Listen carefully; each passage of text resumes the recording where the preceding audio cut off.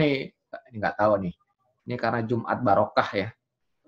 Saya itu Mas, ini bukan jawabin ke Mas Ilyas Nur Yasin ya, kalau nggak boleh. Jadi saya itu buku-buku saya itu nggak ada yang bajakan semua, Pak. Walaupun saya dulu mahasiswa nggak punya duit, saya beli buku asli. Lebih baik saya makannya. Nah, kata anak saya makannya tempe. Kok kamu tahu? Ini ada anak saya nih. Makannya tempe, ya. Tetapi saya bisa ada uang lebih. Di akhir bulan saya bisa beli buku textbook yang apa? Yang asli. Kalau nggak percaya, tanya sama asisten saya. Nah, sekarang kebetulan saya punya hibah banyak. Hampir tiap tahun saya beli buku textbook terbaru, Pak. Bahkan buku aljabar linear terbaru tuh setiap edisi saya beli. Ya, nggak apa-apa karena memang ada dana dan itu yang kita bahas. Ya. Nah ini dari Mbak Karina ya, Mbak ya ini kan Mbak Karina SSIMT. Pak, ini bagaimana kalau topiknya masih open problem, masih sedikit orangnya, ya. Jadi gini, Mas sama Mbak, ya kelemahan kita, kalau kita dasarnya nggak kuat, nah, ya kita akan susah untuk menjustifikasi sesuatu yang baru. Nah, kalau mungkin kita numpang tenar dulu juga boleh. Jadi gini Bapak Ibu, Mas, Mbak nih. Mungkin Mbak Karina boleh sekolah dulu atau visiting profesor dulu sama orang-orang top. Supaya mengerti bagaimana orang-orang top itu dari sesuatu yang belum ada, dia buat jadi ada. Ya, dulu saya ingat profesor saya. Profesor saya itu adalah fellow. Fellow itu apa ya? Fellow IEEE. Jadi yang jabatan tertinggi dari keilmuan di IEEE. Dia jadi fellow umur 43 tahun, profesor saya. Dan profesor saya lihat dia umur 40 tahun jadi profesor. Ya sama saya 40 sekian lah. Tapi profesor saya itu zaman itu memang kencang banget. Saya baca di biografinya. Ya. Nah, dia bisa karena di Jepang sih waktu itu ya. Dia dapat peralatan, jadi dia bisa bikin namanya cellular robot. Zaman itu belum ada. Mikro robot. Dia buat semuanya karena dia punya alatnya, karena dia bisa buktikan alat yang ada dan sebagainya. Jadi orang banyak mereferensi ke dia. Kurang lebih begitu Bapak Ibu, kalau referensinya masih sedikit, harus punya dasar kuat dan harus punya proving yang kuat. Nah, itu nggak apa-apa juga. Ya, kurang lebih seperti itu. Ya, referensinya sedikit, tapi biasanya tidak ada suatu keilmuan yang berdiri sendiri, Bapak Ibu. Pasti ada hubungannya. Akan ada hubungannya sama ilmu-ilmu dasar, baik matematik, fisika, dan sebagainya. Contoh, sekarang ada namanya nanoteknologi. Nanoteknologi itu 10 pangkat min sekian. Ya. Jadi 10 pangkat min sekian, masanya 10 pangkat min 9. Jadi kalau nanoteknologi masanya kecil, maka hukum-hukum fisika Newton 1, Newton 2 itu tidak berlaku. Maka harus ada fisika baru, fisika modern, fisika kuantum dan sebagainya. Nah, itu silakan lihat orang-orang yang meneliti seperti itu bagaimana dia bisa membuktikannya. Levelnya kalau seperti itu ya. Nah.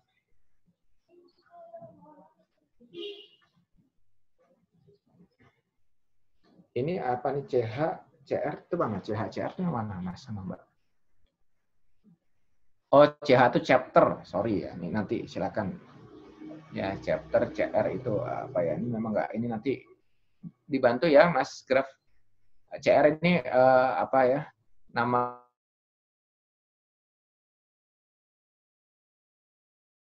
kurang lebih seperti itu ya. Ini Pak, bagaimana caranya dengan waktu terbatas harus belajar dan mendalami sesuatu hal? Ya, ini mah pertanyaannya tahu sendiri ya Bapak Ibu ya. Mbak Etika Nur Aini. Jadi ya harus banyak. Ya harus semangat ya, Mbak. Sehari baca berapa? Apalagi ini contohnya COVID sekarang nih. Saya tetap harus bisa ngajar. Saya harus bisa online seperti ini, anak-anak juga WFH, kan harus bagi waktu juga. Saya juga harus konsultasi sama mahasiswa yang bermasalah. dan sebagainya. Jadi tadi itu manajemen waktu sama semangat nih, Mbak. Kalau saya orangnya, oh ya silakan Mas sama Mbak follow ataupun friend ke YouTube saya. Biasanya saya sering ngasih itu semangat terutama untuk diri saya sendiri. Bagaimana tetap harus belajar, ilmu dasarnya juga harus kuat, meluangkan waktu sehari itu berapa jam untuk belajar, ya, dan sebagainya. Itu kurang lebih seperti itu. Ya. Ini Pak Aris ya. Nah, Pak Aris ini, Mas Aris ini mahasiswa doktoral ya. Dia nanya nih, Prof. Wisnu dalam penelitian namanya Pak Sani terkait 3 item jantung, alat deteksi jantung, dan kompresi. Ya gini Pak, akhirnya kok hanya kompresinya yang dipilih. Jadi kita juga realistis. Kalau saya milih alat jantungnya, bikin alatnya, itu orang Jepang, orang Korea, orang Cina, orang Amerika, orang Jerman itu bisa bikin alat kecil-kecil dan presisinya tinggi Pak. Jadi kalau saya di situnya, saya langsung nggak bisa bermain banyak. Ngerti maksud saya? Saya harus memilih sesuatu yang agak algoritmik, yang mana saya bisa ada kedalaman ilmu dasarnya dan saya bisa agak leluasa bermain di sana. Tapi jadi susah, ya. Jadi gini loh Bapak Ibu, ini yang ideal ya. Kalau Bapak Ibu punya alat yang canggih itu ini lebih mudah lagi. Tinggal waktu saya di Jepang itu mudah banget karena alatnya sudah canggih. Orang lain tidak punya. Jadi kita the only one in the world, atau only 2 atau only 3 lah, hanya 2 atau 3 orang Jerman, orang Amerika, orang Jepang yang punya alatnya. Jadi kita saingannya cuma 3 orang itu. Tapi masalahnya di Indonesia kita nggak punya alat-alat seperti itu. Sehingga mau nggak mau kita kalau memang mau survive, ini pengalaman saya kenapa saya bisa survive. Saya tuh dokter itu udah 14 tahun yang lalu Bapak Ibu. Dokter saya. Tapi saya alhamdulillah masih bisa, stamina risetnya masih bisa dijaga. Ya, jadi saya dokter tuh 2006, 2007 tuh berapa tahun ya? 13 tahun, 14 tahun yang lalu. Saya profesor 3-4 tahun yang lalu, Pak. Jadi, dan ada target. Kalau saya targetnya, saya dulu punya target umur 30-an dokter, umur 40-an profesor. Jadi sehingga kita punya semangat, Bapak Ibu. Akhirnya saya ditanya nih, targetnya Pak Wisnu apa lagi? Apa ya kalau saya targetnya dulu waktu pemilihan dosen berprestasi. Oh ya, saya ini kan dapat peraih Habibie Award juga ya Bapak Ibu ya. Saya juga Duta Ilmu Pengetahuan Nasional. Waktu itu saya dipaksa untuk pemilihan dosen berprestasi UI. Saya masuk final tapi pas pertanyaan lucu, pertanyaannya lucu sih. Pak Wisnu, waktu itu saya belum profesor. Pak Wisnu kok publikasinya banyak tapi belum profesor. Jangan-jangan Pak Wisnu bermasalah nih. Penanyanya kok begitu sih? Saya ketawa aja kan, profesor itu kan mudah-mudahan aja ada cepat atau enggak itu kan banyak doa, saya bilang begitu. Terus oke, kalau pertanyaannya dirubah lagi pertanyaan. Sekarang Pak Wisnu sudah peraih Habibie Award. Publikasi juga banyak, buku juga banyak. Sekarang cita-citanya apa setelah itu? Ini agak aneh juga.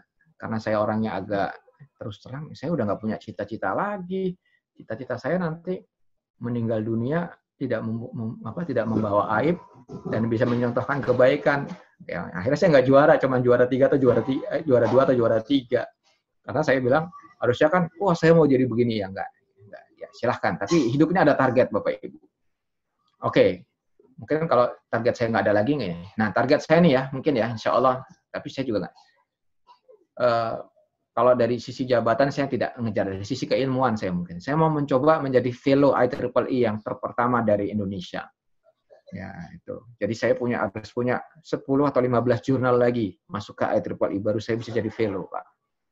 Nah, itu target. Nggak apa-apa kan? Orang boleh bertarget seperti itu. Biar hidup kita ini penuh dengan ini, Pak, semangat. Sehingga dan kalau gagal ya nggak apa-apa juga. Bukan berarti orang yang sering gagal itu orang yang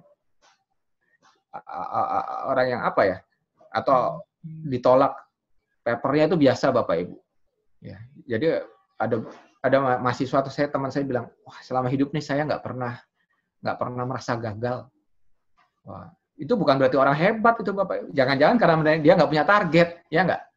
Kalau nggak punya target ya nggak pernah gagal. Gitu. Nah, jadi jawaban saya gitu ya Pak Aris ya. Jadi saya konsentrasi mana yang saya bisa, kalau mengenai hardware, mengenai apa-apa, pasti langsung kalah sama orang-orang Jerman. Bapak Ibu juga harus tahu sama orang Jepang dan sebagainya. Sehingga